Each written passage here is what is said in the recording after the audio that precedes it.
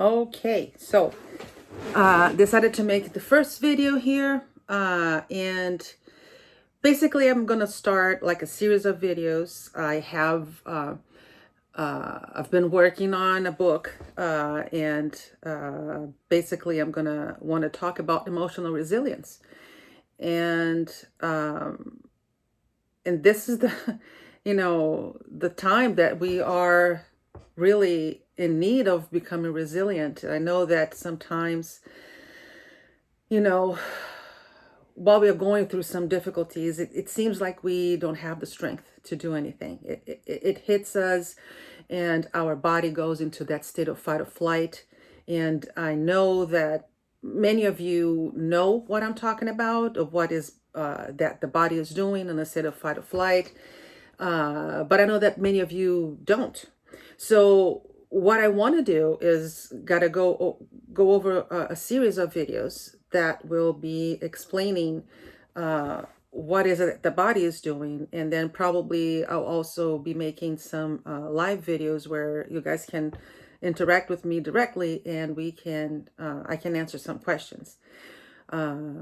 So we know that there's a system in our body that will deal with any sort of stress that we have in the moment, right? So if we have any sort of danger happening, the part of the body that deals with this is the autonomic nervous system. So the autonomic nervous system is divided into the sympathetic and the parasympathetic nervous systems.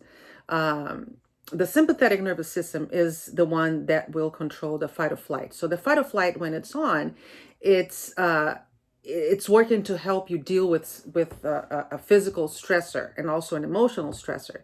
So the sympathetic nervous system, it's going to trigger a couple of things in your body. First of all, it's going to constrain the veins on the extremities and pulls most of the blood to the torso, which is where all the vital organs are located. And then with that, the heart is going to beat faster to help you, sustain your body to either fly or fight, flight, or freeze. Freeze, it's really not that much, but if you are fighting or fleeing, you need to have energy. So the heart beats faster. It's pumping more blood through your body. The blood pressure goes up. There's a lot of changes in the body. The breathing goes faster. So when this is happening, it's helping you deal with the stressor. Usually, if you think about humans, evolutionarily speaking, we had when we had a lot of stressors when we were cave people. It was mainly if an animal was chasing us, or if we were in a starvation mode. So a lot of things change in the body. So the body is used to, retaining all the calories that we are eating. So it makes us, have a little bit more strength to survive.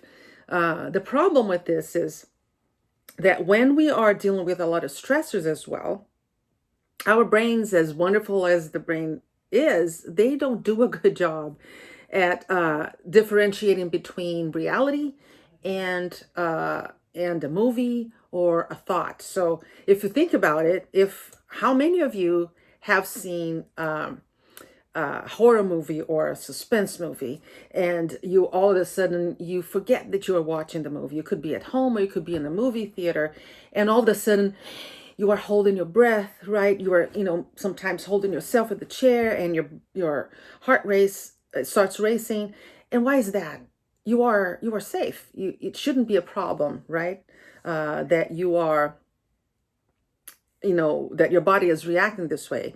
And the reason is because the brain does not know how to differentiate between reality, between a movie that you're watching at that time, or between a thought that you're having at that moment. So when we are going through all of these stressors, right? Because there's a difference between stress and anxiety. Stress usually is something that you're dealing with in the moment, and we are all dealing with stressors. With this coronavirus, with a lot of people being laid off work, with us not being sure when is life going to return to normal, are our loved ones going to be safe? So all of these things are thoughts we are having, they are concerning real things, right? But they are thoughts that are crossing our minds. What happens is that your brain does not know that the images that you are creating in your mind, they're being created because of anxiety. And what is happening is that your body still gets into that fight or flight mode, which means that your sympathetic nervous system in that moment is going to be releasing cortisol and adrenaline.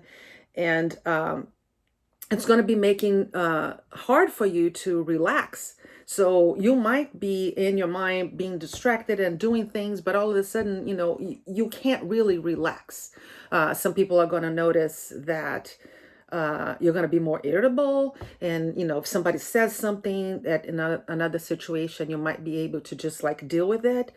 Right now, it might be hard for you to deal with some stuff. It might be hard for your body to deal with the stressor and get you back to normal. It's just like your body is just like piling up with stress, stress, stress. So what do we do to help you manage that stress that you're feeling right now? So there are a couple of things that we can do to help you change that. Mainly one of the main things that I can help you and teach you is how to breathe properly. I know that all of you have learned in the past that breathing is something that really helps in stress and help you manage, anxiety and panic attacks.